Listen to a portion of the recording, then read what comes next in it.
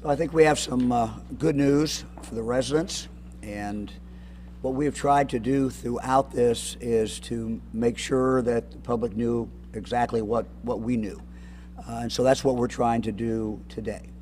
I just got off the phone again with Governor Shapiro. He and I have been talking a number of different times today, and he has authorized me to say that he agrees with these decisions. These were joint decisions that he and I have made in consultation and relying on the experts. So what we're going to do today is to tell you what the announcement is. That's going to come from Chief Drabek. We're then going to bring up some of the experts again to tell you what they have found in regard to water, what they've found in regard to the air, and try to answer any questions that you might have. So we have the experts here. I'll ask Chief Drabek to come up, and I just want to say, first of all, that he has done a phenomenal job. He has been the person in charge. That is how the Ohio Revised Code reads, and he's done a phenomenal job. But I also want to thank everyone else, many different departments that have been involved in working to protect the residents. So, Chief, I'll let you come up. Thank you, Governor. Yes, sir.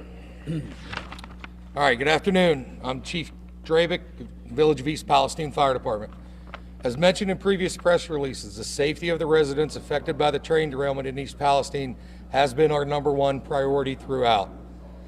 Yesterday, the United States EPA, Ohio EPA, and the 52nd Civil Support Team collected air and water samples from the evacuation area. These samples were analyzed overnight. These agencies, along with the Ohio Department of Transportation, or the Ohio Department of Health, and the East Palestine Fire Department, feel it is now safe to be in the evacuation area.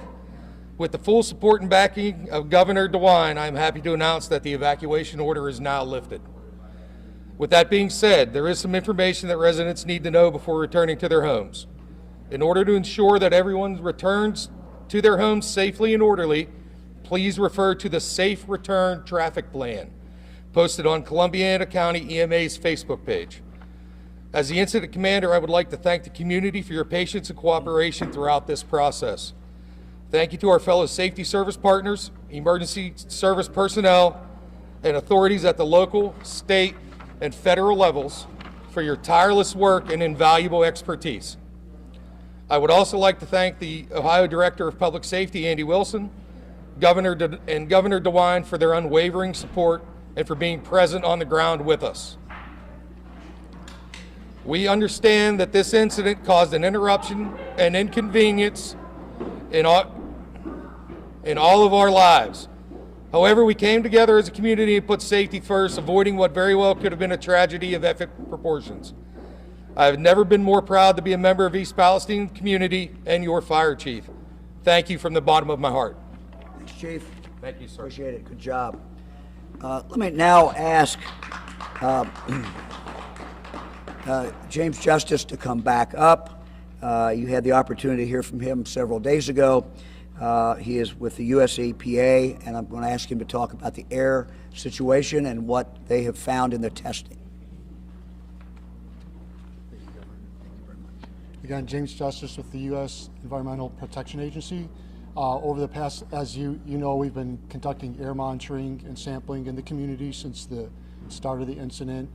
Over the last 24 hours, we've continued to monitor, and as we've reported before, all the readings we've been recording in the community have been at normal concentrations, normal background, what you would find in almost any community operating outside.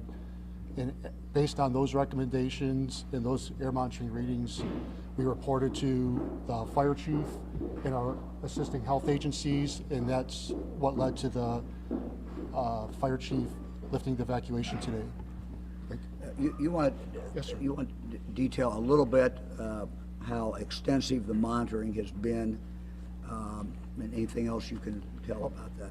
Oh, absolutely. Throughout the incident, we've had a number of area arrays. We have a number of instrumentations that we use. Some are static instruments that we place at strategic locations. And then we also have teams that have handheld instruments.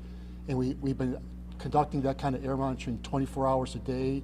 Our partners and contractors for Norfolk Southern have been doing the same.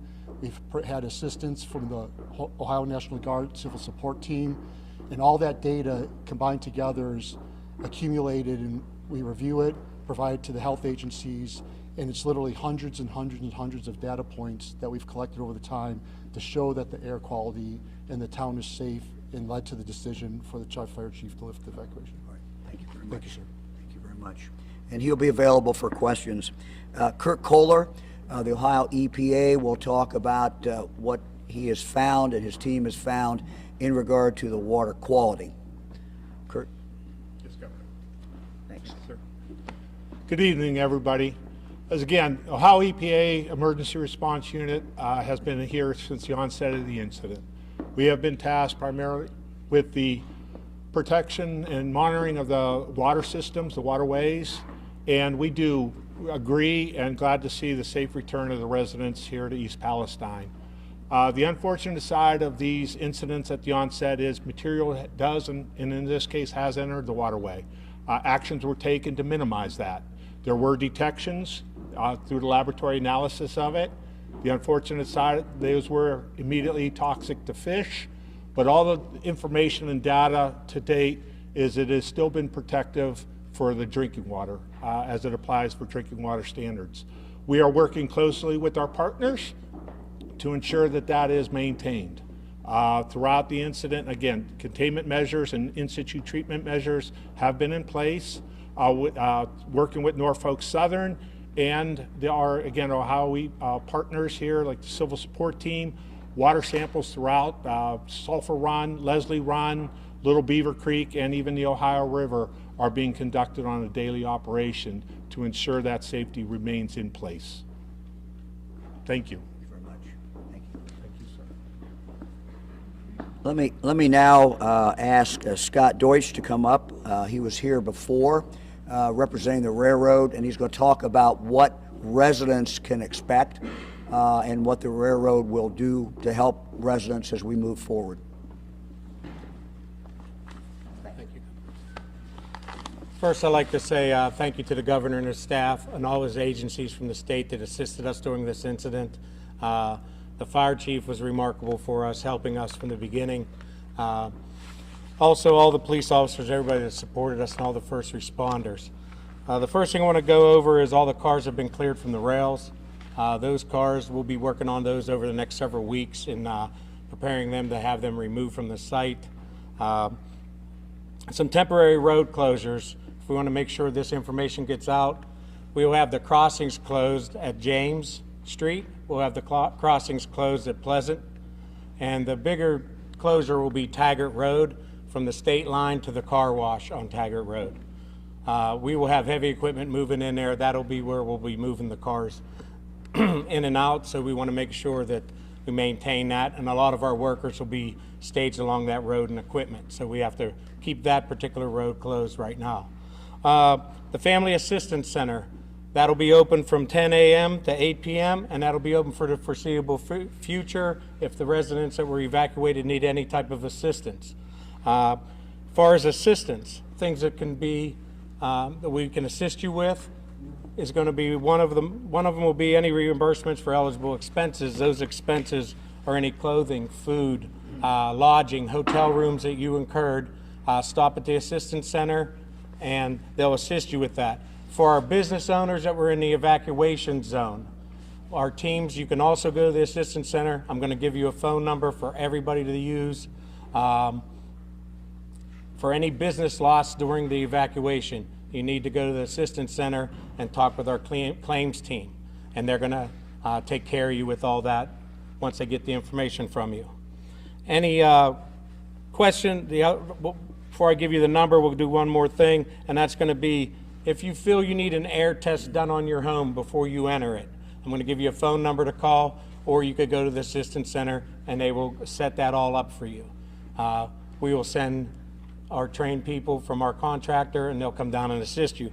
That phone number, if you could get this out for us, is going to be 234-542-6472.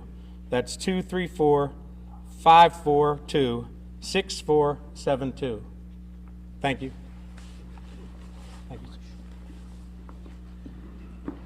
Let me ask the mayor, Mayor Conaway, to come up.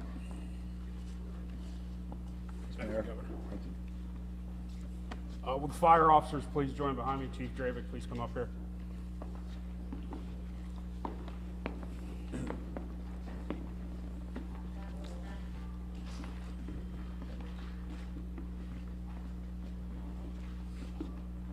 These men behind us saved our town on Friday. This could have been a disaster. If it wasn't for them and their leadership, we would have had a lot bigger problem on our hands. All these men behind me are part-time. Chief Dravick is the only full-time person on our fire department.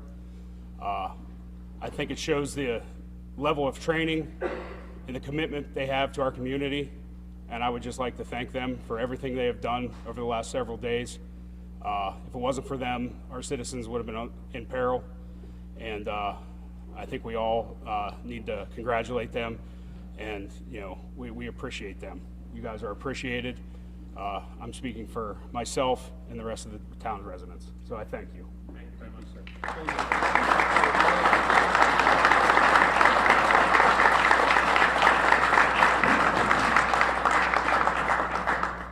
As I said last night, and I'll stress again, this is very frustrating for everybody. We've had everything happen to us that nobody's ever had anything like this happen to us in this town. We've dealt with people on social media spreading false rumors. We've dealt with trying to get information out. We know everybody's frustrated. Everybody wants to be in their homes. We did the best we can. The number one goal was public safety, and we accomplished that. Nobody was injured, nobody died, and there was very few injuries from the recovery process so far. So I commend everybody for that, and I just want to thank everybody involved, all the agencies, the Highway State Patrol, the governor, the Sheriff's Department, our local PD, EMS, and all the fire departments that came.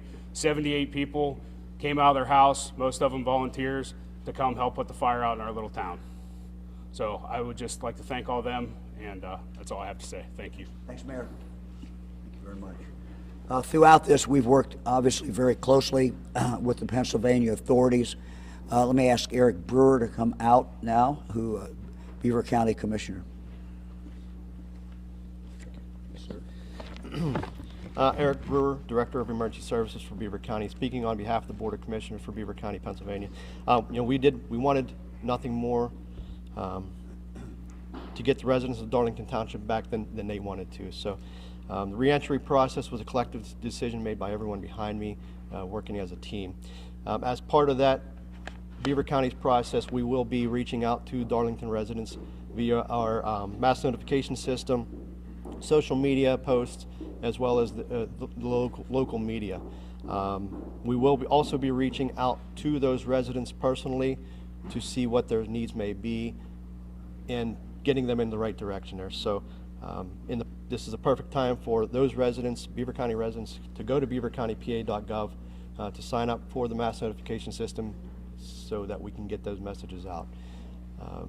In the coming days, we will also be posting other messages to our social media for residents of Darlington, Beaver County who are affected. Thanks. Thank you very much. We'll be happy to take questions.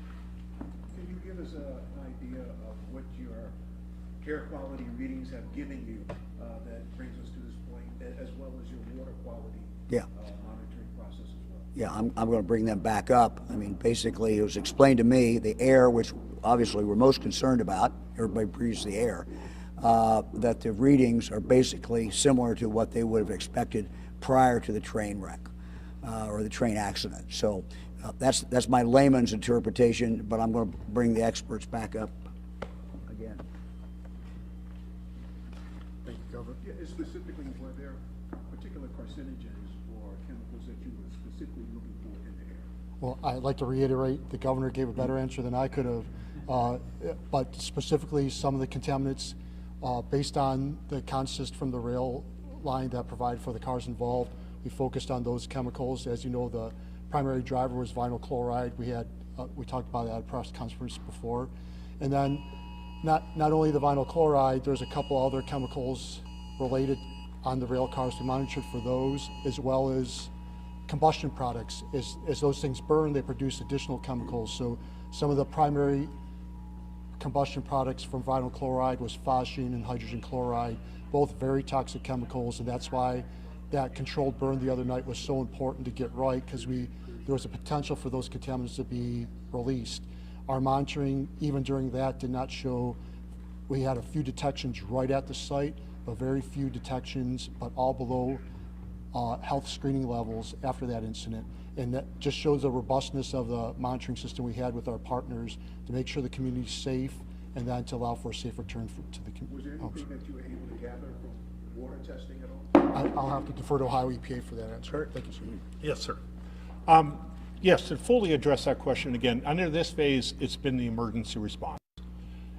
You see the emergency services go back home, off-site. Ohio EPA is going to remain involved through our other divisions that oversee the long-term cleanup of these kind of spills. They'll be working with Norfolk Southern and their contractors to ensure both you weren't safe during this, you were safe during the emergency phase, and then over the years, in these cases, things remain safe. Your drinking water supplies, which are groundwater supplied.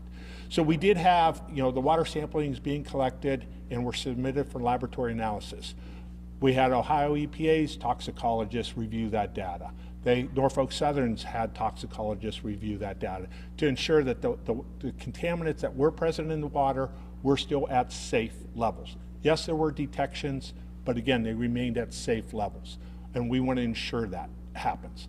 I do know that our Division of Drinking and Groundwaters is working closely with the Columbiana County Health Department to implement a residential well sampling to reassure residents that what we're saying has held true, that their water supplies remain safe to drink.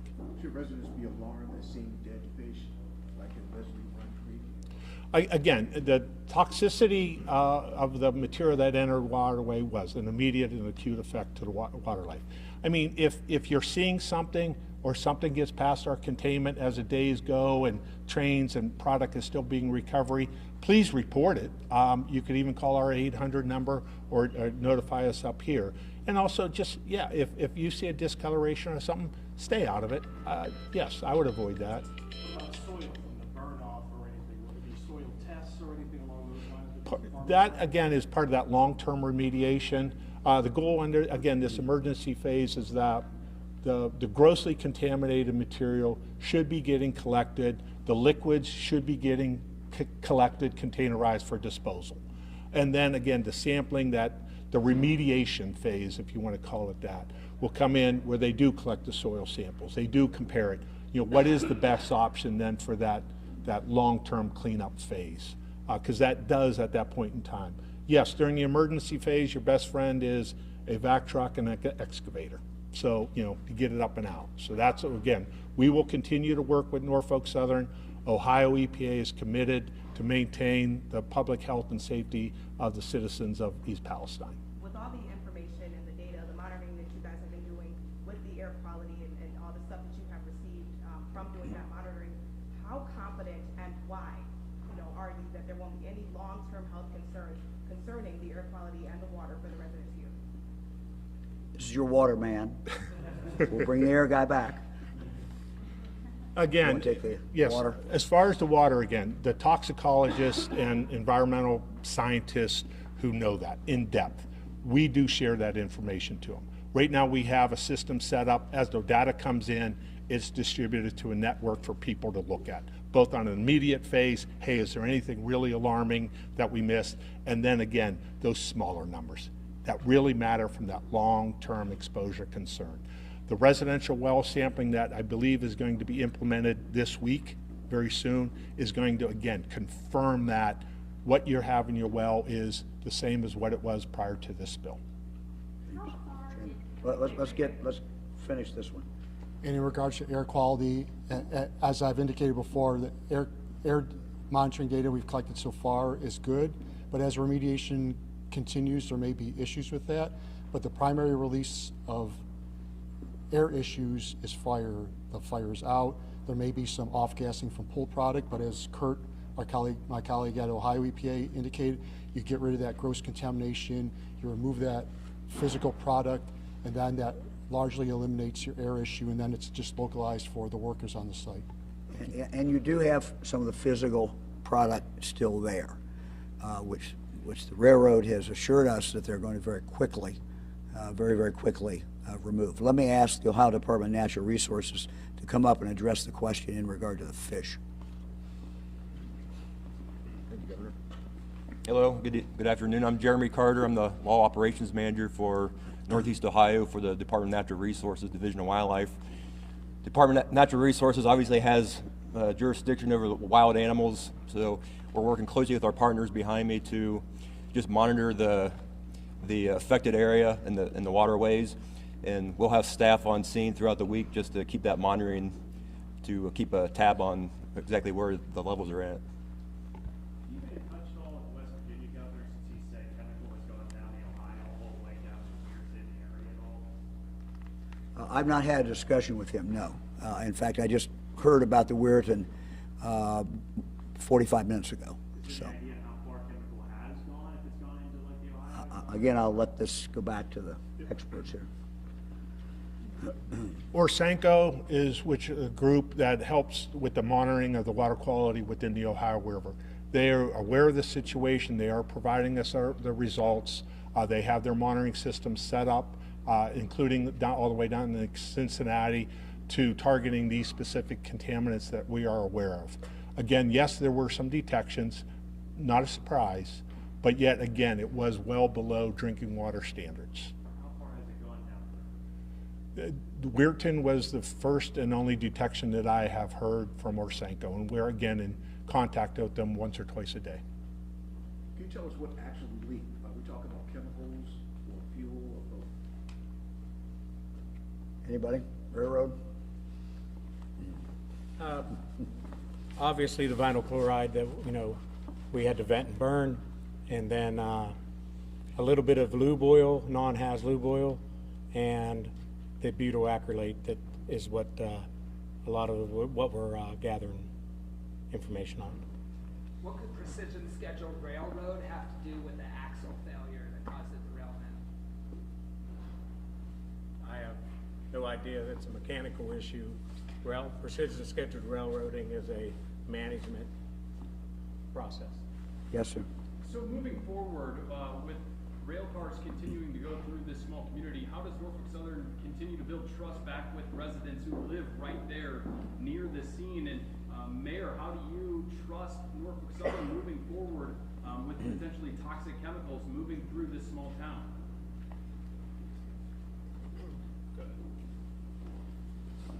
We will continue to monitor everything. We have several different safeties along the tracks that monitor our equipment, photograph our equipment as it comes through. We will continue. Safety is number one with Norfolk Southern. As you saw and heard about the axle issue, this is a very unfortunate event. We run almost 1,000 some trains throughout the country, and we will continue to operate safely. Is there a place that the public can view the data as it compares to the state level? We're talking about air, water. Air quality.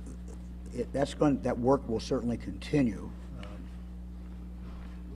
If I could get you information, we do have a public website where we're sharing the air data summaries. I can get that to you. If I get your information afterwards, I can make sure we could share that with you. I don't have it off the top of my head right now. Yeah, we might, let me just, you might want to put that up somewhere. I'll get it with a public announcement. Yeah, because everybody should be able to get it. Mayor, they want a reaction from you. Yeah, could you repeat the question? I'm sorry. Yeah, so how do you and your residents continue to put faith and trust in Norfolk Southern moving forward with toxic chemicals moving through your small town? That's a very tricky subject. I have to work with health officials and the experts to tell me. I'm not a chemist. I don't know I'm not a railroad expert. I don't, I'm not a hazardous material expert. I can't read I can't read the placards going by. I don't know that information, so I have to work with them. We're gonna have to work with the EPA, the federal EPA, and we're gonna have to find out what's going through our town. But in the same, I don't have control of that. I'm gonna have to, I really don't know how to answer that. I have to keep my citizens safe. And the railroad has to do their job, and I don't know how both, intertwine. This is the first major accident we've had here, but it can't happen again. So we're just gonna have to work, I guess, with everybody, federal officials, state officials, and just, figure this out, so. Look, I think we expect Norfolk Southern to have answers to exactly what happened, and candidly to explain what they're going to do to prevent that from happening here or someplace else in the future. The burden is upon them, really, to assure the public that what they do every day is safe. It would appear that we've gotten out of this without any major problem other than great inconvenience and scaring a lot of people. But it could have been certainly a lot worse, and it could have turned out that we had people who were injured or people who, had all kinds of bad results. So it's incumbent upon the railroad. The burden's on them, I think, to assure the public what they're doing, make sure that something like this will not happen again any place else in the United States. Governor, quick question for you, sir. Who's going to pay for this? The citizens of Ohio get stuck with this bill? Norfolk Southern will pay for it. And do people circulate back right now, or is there a time and place of when they can circulate? This is up to the people. Some people may prefer to wait until morning. They may not want to go in this time of night, but that's an individual choice. Some people may make the decision, I don't want to go back until the testing has been done right inside my house. That's being offered, and I've talking to the experts. They don't think people have anything to worry about, but it's very understandable that you may want that testing to be done before you go back in that house. So that's an individual decision that people have every right to make, and they will make those. But they can start going back right now? Yes, they can go right now. Is there any chance there are chemicals in any of the homes? Again, I will let our air quality and water quality. You're talking about what? And the evacuation, those people have to leave those homes for safety reasons. Is it at all possible that there are chemicals in any of those homes? What they have told me is that they believe that the air in there should be similar to the air outside. Did I get that right? Anybody? As the governor said, that we never detected a sizable plume inside the evacuation zone, so we wouldn't expect to see high concentrations inside the home. That's why the reoccupation screening is voluntary, and we encourage people, if you have any questions, be sure to call and take advantage of that. The teams will consist of a railroad contractor as well as an EPA representative too, just to verify those readings. Who else? For Norfolk Southern, when were crews first alerted that there was a problem? I could refer you to our, sorry, choked up there. Media relations people, I don't have the exact time. They may be able to give you that information. I don't have that information. Okay, where was the train going, coming from? What was the course? It was headed towards Conway, Pennsylvania. I don't know its origination. Governor, there was a reporter taken away in handcuffs at the start of your news.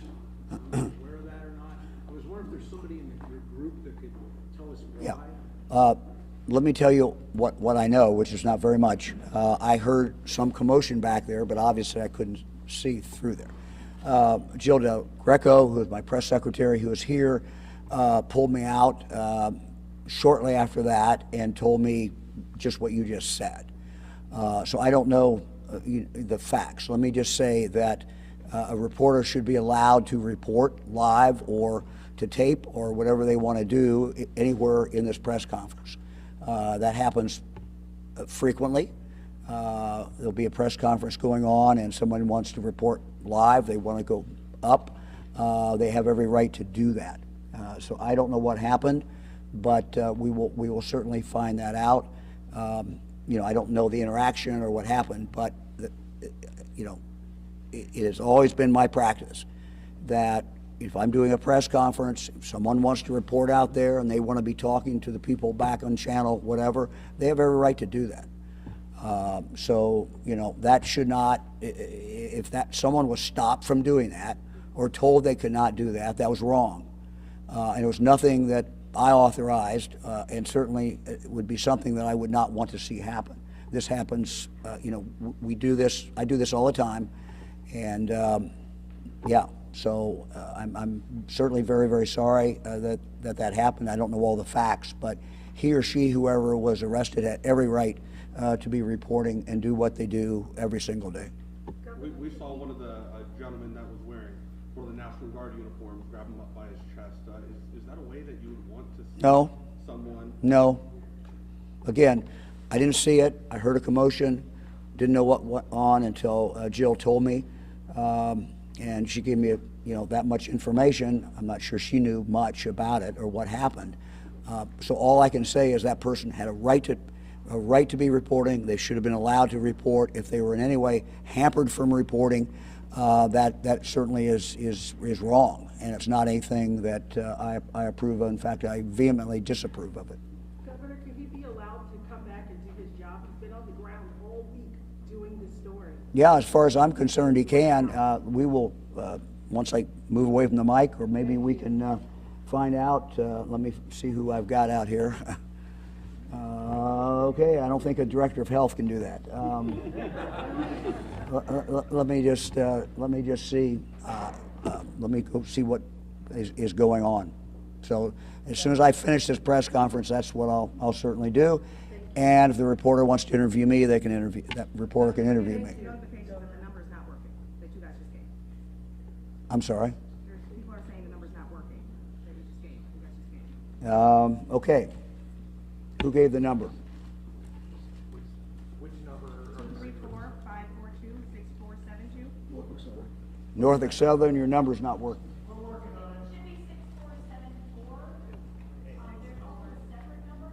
Okay, we can't hear you. You're going to have to come up and use the microphone right here.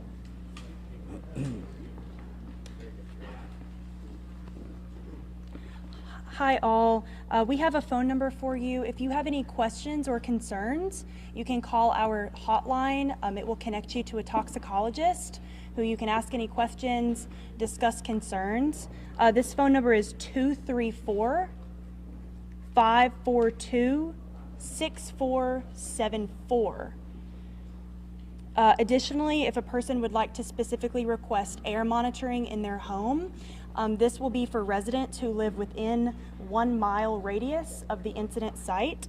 And the number you can call to participate in the air monitoring program is 330-849-3919. Thank you. Can you repeat those numbers, please? Yes. The first number you can call to speak with a toxicologist. They will answer questions and concerns that any residents may have. The phone number is 234-542-6474. And the second number that a person can call if they live in the 1 mile evacuation radius and would like air monitoring in their home, they can call and request those services at 330-849-3919.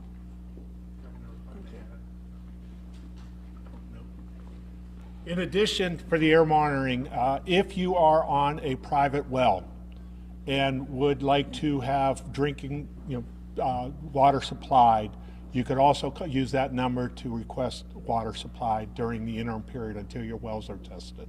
Can somebody tell us where to find the safe return traffic plan again, too? That's at the Columbiana County EMA Facebook page. Fire is out of sight, it's being Yes, so the fire is out. We got notified of that earlier today, and that had a lot to do with basing our decision on lifting this evacuation order. We have gone down, we have checked that, confirmed that the fire is out. Norfolk Southern is working real close with us on that, so.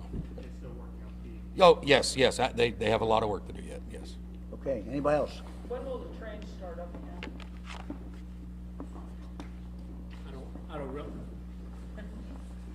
I don't really know the exact schedule when they'll start, but it'll be soon. I'm assuming there's a backup that's going back for states and miles. I really don't have that information. I'm in a different department, but thank you. Okay, thank you all very much. Thanks, Governor. Thank you.